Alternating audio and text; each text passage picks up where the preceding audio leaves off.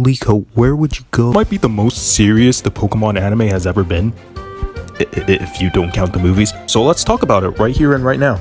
But before I get too excited, Liko narrates what happened in episode 1. It makes sense for a recap here. She just experienced it just now. Then there was the part I was most nervous about.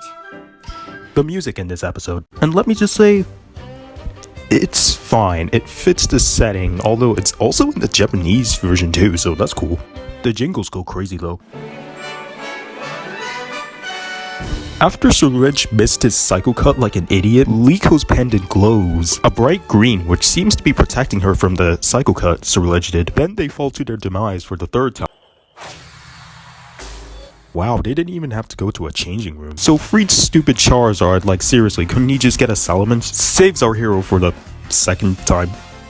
Or is it the third time? Liko's glad to be alive, but she just doesn't trust Friede, which is completely understandable. The only information you have on this guy is that he just was looking for you, which is the top 10 things you don't want to hear as a criminal. Before she can get any answers, she's interrupted by a ship. And do you guys call it the Brave Olivine or do you call it the Brave Asagi? I like calling it the Brave Asagi more because it just has a cooler name, but I can definitely understand why they called it the Brave Olivine, and it's actually kind of cute too. The Brave Asagi has a battle arena, that's pretty neat. They also have invisible shield barriers, which is cool, but what if some Pokemon was trying to enter the ship and just gets walled and plummets to its demise? While this episode doesn't have that much funny moments in it, I'll tell you what it does have. A shit ton of Pokemon in the ship, which we will get into, but plot first. So they arrive on the ship. We see those weirdos from the previous episode looking for our hero. We'll accept the best looking designed one, but turns out they're not weirdos. Friede's just an idiot and didn't bother to tell Liko anything. Did I forget? Wait, what did you do to get her here? Friede. Firstly, his name's Friede. I forgot that they revealed it here. Secondly, you can't just do that. That's like if I told an Ursaring that I was going to steal his child and then get skinned alive. After that's all sorted, Liko meets Pokemon, which I don't think she knows any of them besides the Palmy, in the ship. All's fun and good until Amethio and his gooners, with no personality whatsoever, try to break into the invisible barrier. Looks like we got incoming guests. I think it's them. Dude, why are you worrying? You have a Charizard that knows Flamethrower, and nearly all of them are Steel types, apart from Zerk's Rhydon, and he can't even tank 2 Leafages. Speaking of Steel types, Amethio owns a Corviknight. Some of the Pokemon actually have roles on the ship.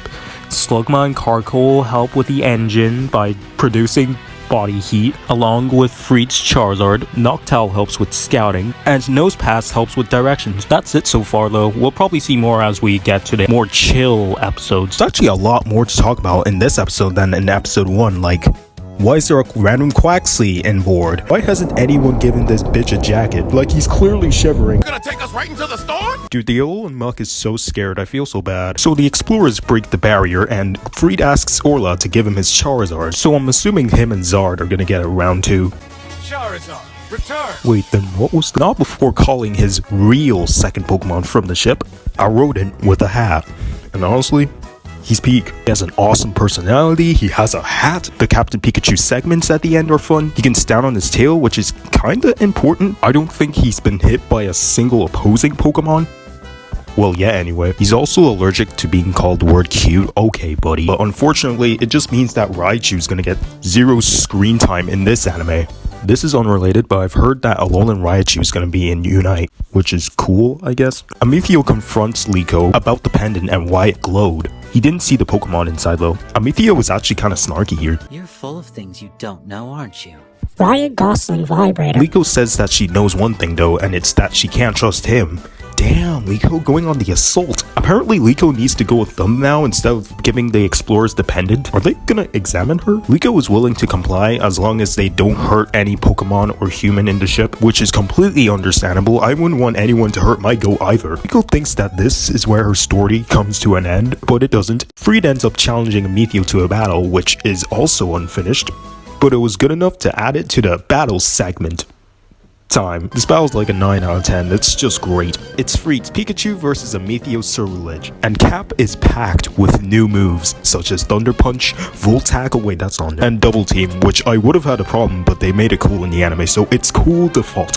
We've yet to know about Cap's fourth move, unless you count his Thunderbolt he used to power up his Volt Tackle. While more on the shorter side, the animation was spectacular, especially when Cap was using his Volt Tackle. Also, that knockback is crazy. I still wonder how the match would have been like if it was Fried's Charizard battling, but regardless, I am happy with what we got.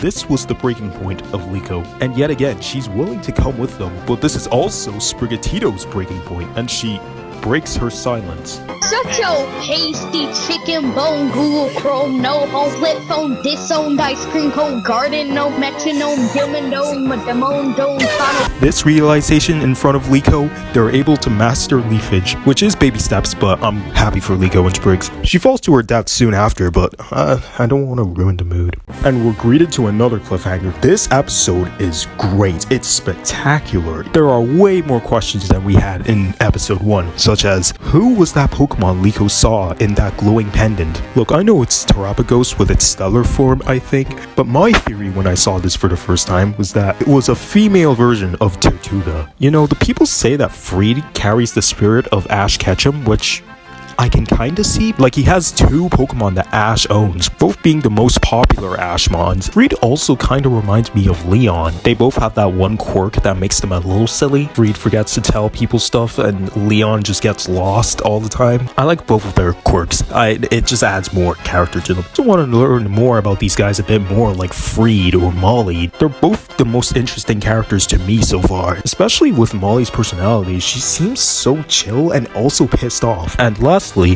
is Sprigatito gonna be okay? Dude, what do you think? This episode is perfect, 10 out of 10. This just gives me more speculation, god damn it. Dude, that Slugma must be like older than my grandpa.